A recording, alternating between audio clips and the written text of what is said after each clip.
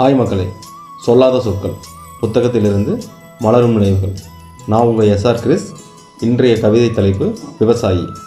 மூடுபனி என்றும் பாராது, காடுகளின் நன்றும் தேடிட ஓயாது, ஒற்றை உருமாலையை சிரமேற்றி கற்றை பல பயிர் காக்க, தோற்றந்துறவெங்கும் கண்ணையரா நோக்க, சாணமல்லி குவியலாய் தொகுத்த ஒன்றை பகுத்து பாத்தி கட்டி, உழுது விதைத்த பயிர்களினூடே உரமிட்டு தரங்காக்க, உச்சி வெயிலெனும் பாராது, நொச்சு கொட்டவும் தோணாது, நீராகாரமருந்தி பொழுதை தொடங்கியவனுக்கு கிருகிருன்னு வரும்போது மணி 10 இருக்கும், வயிறார பசித்திருக்கும், பசிக்கு புசிப்பானை தவிர ருசிக்கு அல்ல, காலையிற கண்ணசந்து நெஞ்சில் கணாக்களோடு வினாவிக் கொண்டிருப்பான், அந்நேரம் விழித்திருப்பான், அடுத்த வேளையில் வீற்றிருப்பான், மண்வெட்டியை பிடிச்சுக்கிட்டு மனசெல்லாம் குதிச்சுக்கிட்டு, நாட்டுப்புறம் ஒன்று பாடிக்கிட்டு, நாயம் ஒன்று வளர்த்துக்கிட்டு, நாட்டை வளர்க்க பாடுபடுவான், அவனை வளர்க்க யாரும் இல்லைன்னு தெரிஞ்சதும் காடுபடுவான்.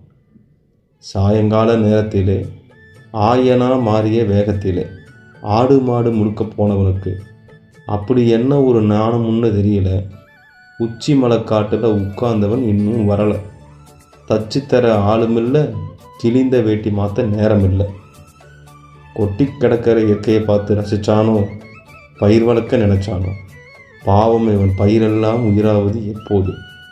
பாலை கறந்து பண்ணையில் ஊற்றிட்டு பொழுதுழுந்தா போதும் பொறை ஒன்று தின்னு வரக்காப்பை குடித்து சிறியாப்பம் விடுவான், சுடுதண்ணியில் குளிப்பான், கஞ்சியோ சோறோ களியோ துவையலோ கப்பு சிப்புன்னு தின்னு போட்டு கதை நாள் பேசிக்கிட்டு கவலை இல்லாமல் தூங்குவான், வக்கனையாக கேட்க மாட்டான்.